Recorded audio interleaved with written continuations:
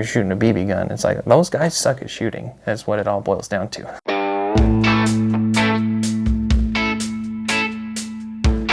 What's up, guys? Welcome back to the Utah Airguns channel. Today we have a video that I'm excited for. I'm excited for all of our videos, but this one in particular because this is something that I talk about a lot with people at work and at home, and it has to do with this not air gun and this air gun. So today we're going to be talking about why air guns, and we'll kind of break it into a two-part series. For me, for the first video, we're going to start with my philosophy behind air guns, why I like them so much, why I shoot them so much, and why I think they are very important to just being a better all-around marksman. For me, it's being and getting better to be. For me, it's kind of building my skill set as a precision rifle shooter, both long range, PRS, and hunting. So let's just jump right into it. So I have one of my favorite rifles right here. This is a centerfire rifle, obviously. It is a Accuracy International ATX in 6 Creedmoor. And this rifle I compete with a lot.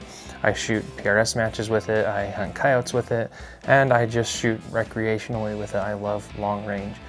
And as a lot of you already know, long range is an expensive hobby, as is air guns, but obviously the rifle is expensive, and obviously this rifle is expensive. This is my FX Dynamic that has a Theos on it and our new Undertaker rail from Marksman. Obviously these are two very expensive rifles, but one is exponentially more expensive to fuel and to feed. So I've been kind of squirreling away components and ammo whenever I can. But that is where air guns come in. My goal with air gunning, and when I got into air gunning, I'm still fairly new to it. I've shot air rifles my whole life, as you know, as a kid, everyone does. They've got their daisies and their break barrels and stuff, but I've only really been shooting serious air guns since October of last year when I first met Justin. But since shooting that and getting another air rifle, my Dynamic, I have found that the training value with a rifle that is as similar as you can build it to your your main rifle, whatever you're shooting, hunting, competition, whatever, that the training value is very apparent. So we'll talk a lot about this when we go down in the range. I'll show kind of the comparison in balance points and stuff like that with my ATX to my Dynamic, but I'll just go over some of the kind of points that I wanted to talk about when I'm talking to people about air rifles. I'll put this down real quick. The main thing that I talk about obviously is the training value is there. And that is just simply being able to get more trigger time in more places and more affordably. So when I built out this Dynamic, I wanted it to be kind of a similar weight, similar balance point, similar trigger pull to my ATX.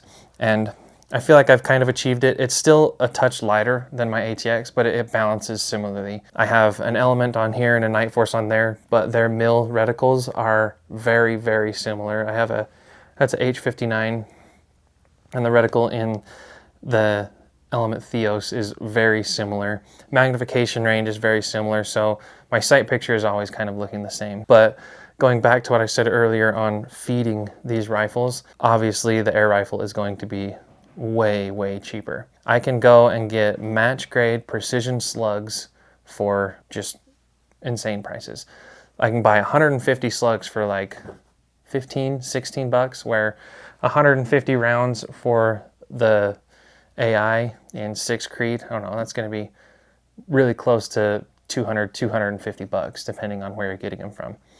And one of the things that Justin always talks about when I've heard him talk about like air rifle prices and just shooting and getting more trigger time, when I'm shooting my ATX, I'm always conscious of the round count, and it's just always in the back of your head, and it can kind of ruin the experience, especially when you're getting low on ammo, but you still want to get the training in. I have never once thought about ammo consumption when shooting this, and I am a lot more focused on the actual practice at hand, or I'm just simply enjoying trigger time, which ultimately is what all of us want to do when we're shooting.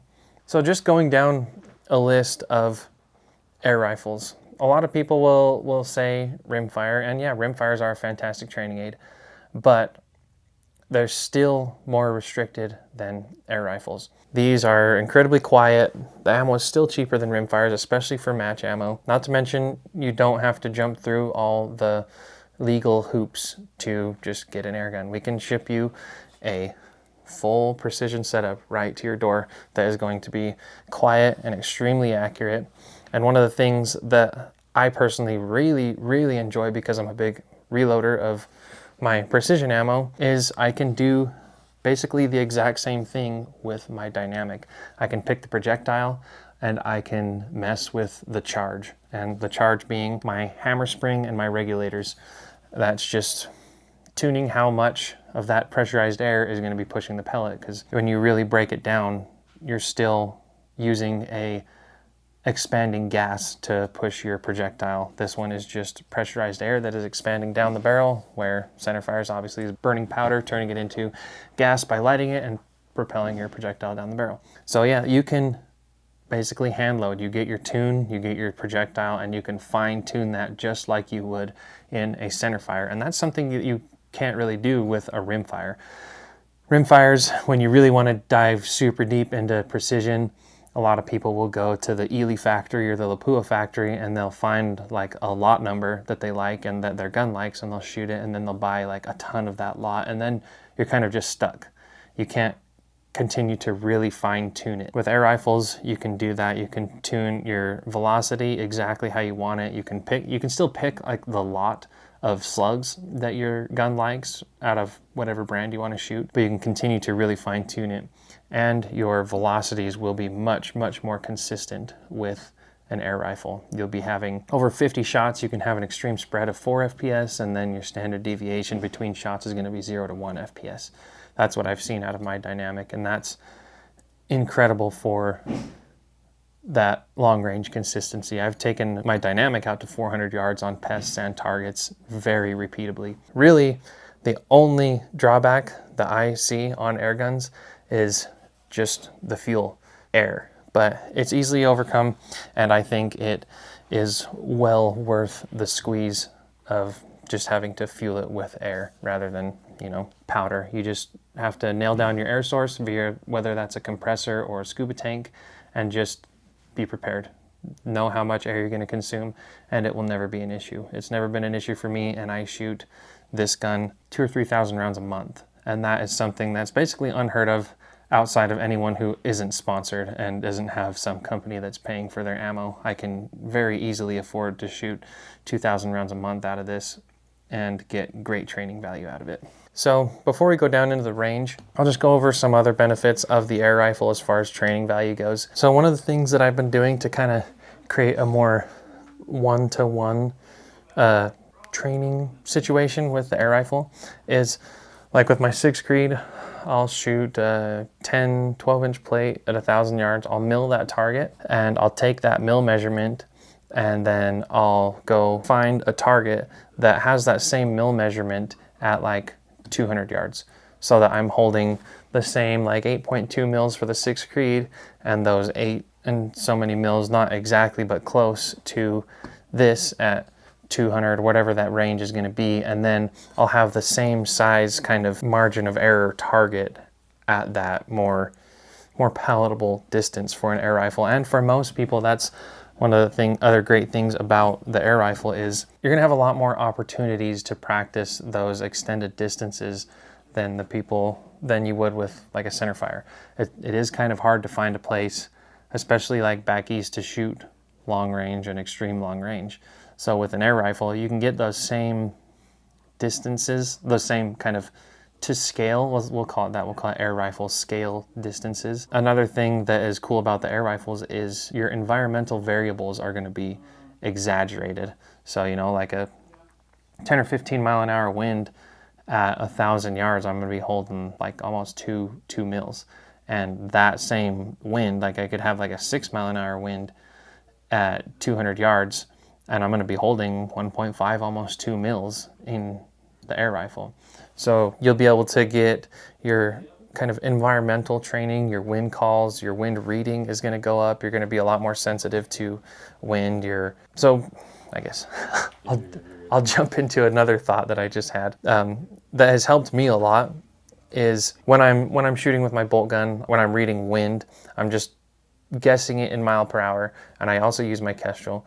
But since I started shooting air guns, my wind calls have gotten a lot more accurate just because I'm shooting in the wind a lot more, and I'm understanding what like a 6 to 8 mile an hour wind is going to do to this projectile. And then that sensitivity and that accuracy of wind call obviously carries over to the centerfire rifle stuff, and I know how much that 6 to 8 mile an hour wind is going to affect the big centerfire projectile.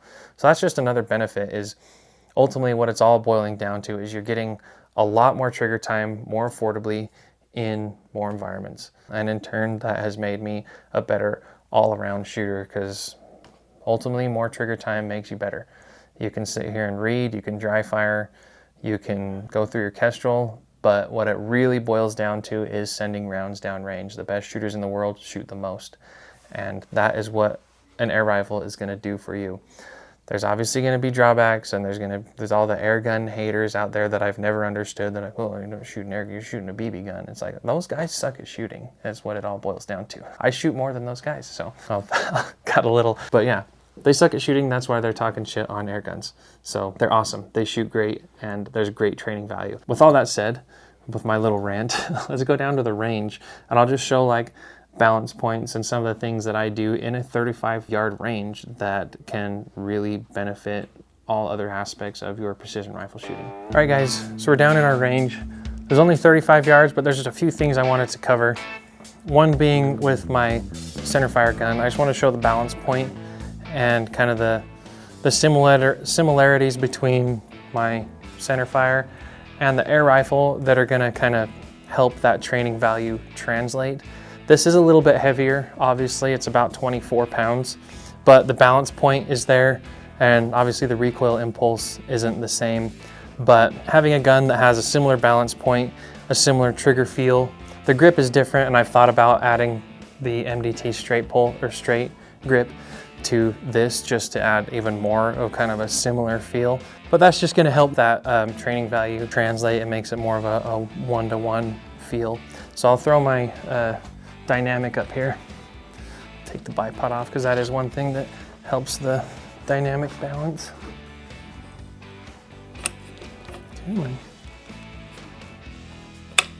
And if you haven't yet and you have a dynamic or a Pantera, you should order one of these rails.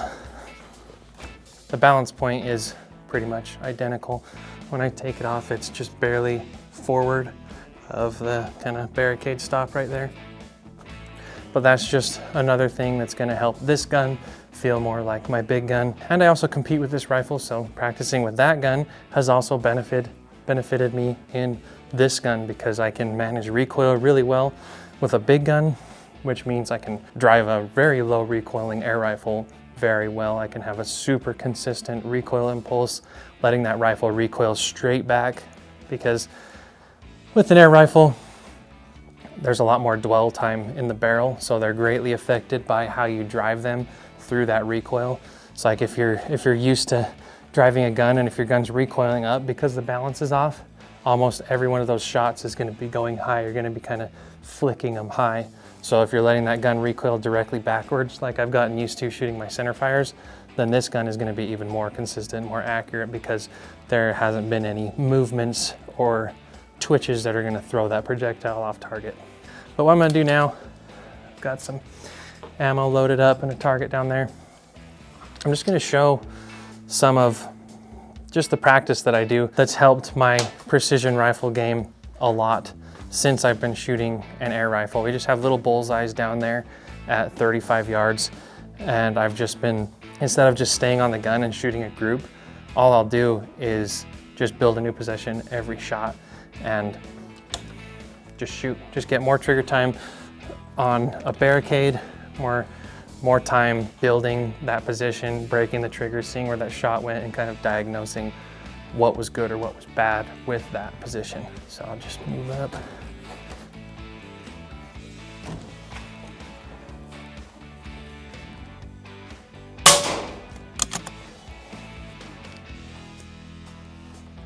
but I'll just break it down and do it again.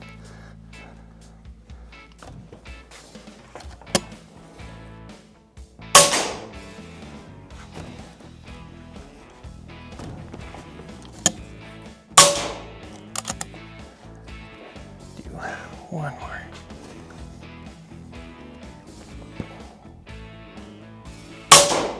So we'll pull that target back real quick.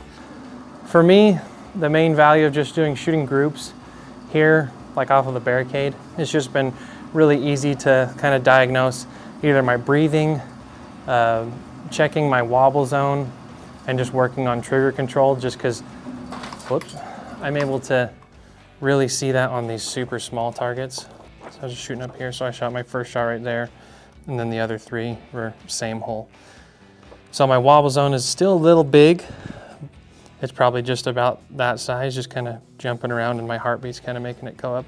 But I'm just really able to work on my trigger, getting a super consistent, clean squeeze throughout the whole trigger pull. That's just one of the things that you can do with super limited distance. This is only 35 yards, but most people can get access to 100 yards, and an air gun will give you a lot of feedback at 100 yards, especially positional, but more so environmental.